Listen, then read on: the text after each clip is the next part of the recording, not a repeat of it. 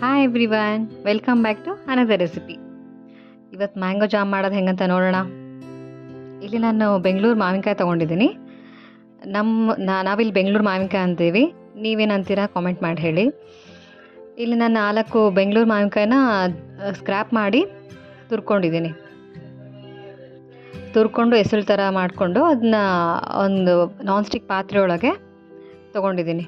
ಇಲ್ಲಿ ಬೇಕಾಗಿರೋ ಸಾಮಾನು ತುರಿದಿರೋ ಮಾವಿನ ಹಣ್ಣು, ಬೆಲ್ಲ, ಉಪ್ಪು, ತುಪ್ಪ, ಲವಂಗ, ಏಲಕ್ಕಿ. ಇಲ್ಲೊಂದು ನಾನ್ ಸ್ಟಿಕ್ ಕಡಾಯಿ ಒಳಗೆ ತುರಿದಿರೋ ಮಾವಿನ ಹಣ್ಣು ಮತ್ತು ಒಂದು ಚಮಚ ತುಪ್ಪ ಹಾಕ್ಕೊಂಡು ಹುರ್ಕೊತಾ ಇದ್ದೀನಿ. ನಾನ್ ಸ್ಟಿಕ್ ಹಾಕೋದ್ರಿಂದ ನಿಮಗೆ ತಳ ಹತ್ತಲ್ಲ. ಬೇರೆ ದಪ್ಪನ ಪಾತ್ರೆ ಆದರೂ ಪರವಾಗಿಲ್ಲ, ನಾನ್ ಸ್ಟಿಕ್ ಆದರೂ ಪರವಾಗಿಲ್ಲ. ಅದಕ್ಕೆ 1 ಬೌಲು ಬೆಲ್ಲ ಹಾಕ್ಕೊತಾ ಇದ್ದೀನಿ. ಅದು ಹುಳಿ ಜಾಸ್ತಿ ಬೇಕಾಗುತ್ತೆ. ನನಗೆ ಹಣ್ಣೆ ಸ್ವೀಟ್ ಇರೋದ್ರಿಂದ 1 ಬೌಲ್ ಸಾಕಾಯಿತು. ಈಗ ಚೆನ್ನಾಗಿ ಕುದಿಸ್ಕೋಬೇಕು. ಚೆನ್ನಾಗಿ ಕಲಸಿ ಅದು 2 ಹೊಂದ್ಕೊಳ್ಳೋ ತನಕ ಕಲಸಿ ಬಿಟ್ಬಿಟ್ರೆ 10 ನಿಮಿಷ ಕುದ್ಕೊಳ್ಳುತ್ತದು. ಅದು ಒಂದು ಅರ್ಧ ಕುದ್ಮೇಲೆ ಅದಕ್ಕೆ 4 ಲವಂಗ, 1 ಸ್ಪೂನ್ ಉಪ್ಪು ಹಾಕ್ಕೊತಾ ಇದ್ದೀನಿ.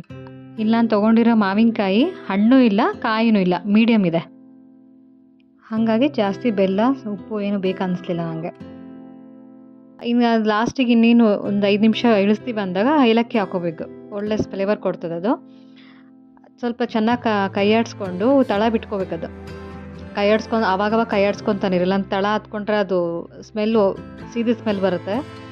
ಕೈ ಆಡಿಸ್ತಾನೆ ಇರ್ರಿ.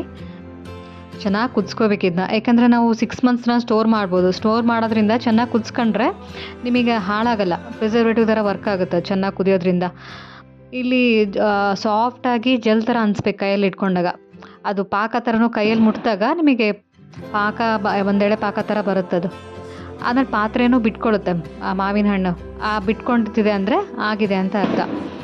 ಒಂದು ಏರ್ ಟೈಟ್ ಬಾಕ್ಸಲ್ಲಿ ಹಾಕಿಟ್ಕೊಂಡ್ಬಿಟ್ರೆ ನಿಮಗೆ 6 ಮಂತ್ಸ್ ತನಕ ಏನೂ ಹಾಳಾಗಲ್ಲ. ಬ್ರೆಡ್ ಜೊತೆ, ಚಪಾತಿ ಜೊತೆ ಒಳ್ಳೆ ಟೇಸ್ಟ್ ಕೊಡುತ್ತೆ. ಅದ್ರ ಜೊತೆಗೆ ನಿಮಗೆ ಯಾವಾಗ ಮ್ಯಾಂಗೋ ತಿನ್ನಬೇಕಂತ ಕ್ರೇವಿಂಗ್ ಅನಿಸುತ್ತೋ 1-2 ಸ್ಪೂನ್ ತಿಂದರೆ ಸಾಕು, ಹಣ್ಣೆ ತಿಂದಂಗೆ ಅನಿಸ್ತಿರುತ್ತೆ.